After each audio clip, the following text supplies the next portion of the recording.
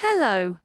Today I'm going to talk a bit about Buddhism and their canon, and what I would suggest reading about if you have no idea where to start.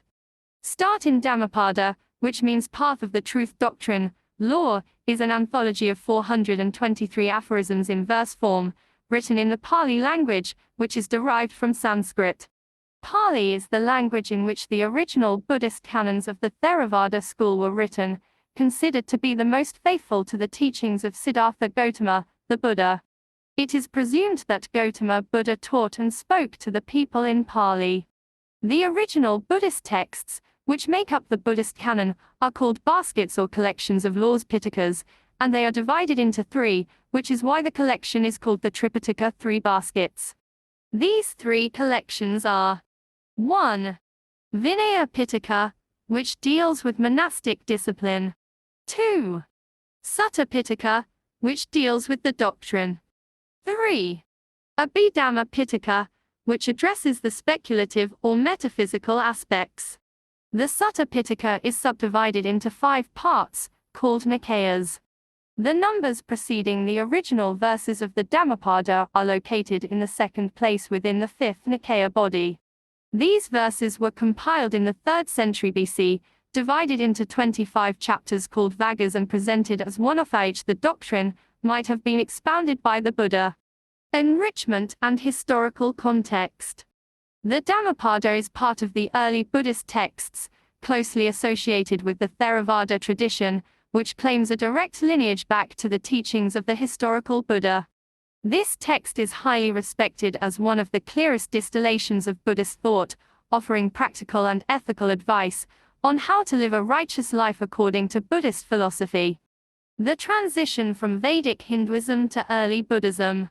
To understand the context of the Dhammapada, it is crucial to explore the historical and cultural milieu in which Buddhism emerged, particularly in contrast to the earlier Vedic tradition of Hinduism. The Vedas, which form the core texts of ancient Hinduism, are a collection of hymns, rituals, and philosophical writings that date back as far as 1500 BC. These texts reflect a worldview that centers on ritual sacrifices, worship of deities, and maintaining cosmic order known as Arta, through precise liturgical practices. However, by the time of Siddhartha Gautama around the 5th to 4th century BC, new movements were emerging in India, seeking to break away from the rigid structure of Vedic ritualism and explore more personal, direct paths to spiritual awakening. Buddhism, alongside other ascetic traditions like Jainism, arose during a period of intense, intellectual and spiritual ferment in northern India, known as the Sramana movement. Core differences between Vedic and Buddhist thought. 1. Vedas and ritualism. The Vedic tradition emphasizes the importance of rituals, sacrifices often involving fire, and the role of the Brahmin priests as intermediaries between humans and the gods. Knowledge and power were often linked to mastery of these sacred rites. 2. Buddhism's rejection of rituals. In contrast, Buddhism as well as Jainism arose partly in reaction to this ritualistic system. The Buddha taught that liberation from suffering nirvana could not be achieved through external rituals, but through personal insight, ethical behavior, and mental discipline. The Dhammapada, reflecting this, is deeply practical, offering clear moral guidance rather than focusing on metaphysical speculation or ritual. 3. Caste system versus individual path. The Vedic system also upheld the caste system Varna, where one's place in society was determined by birth.